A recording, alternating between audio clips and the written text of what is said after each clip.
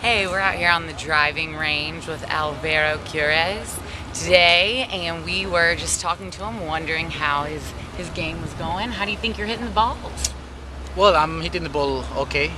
Nothing great, but I have to be honest. Even hitting the ball like that, I can shoot low here.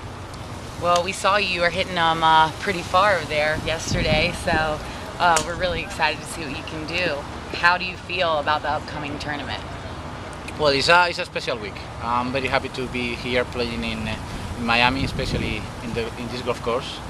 And at the same time, as I said, I mean, my level of game is not that bad.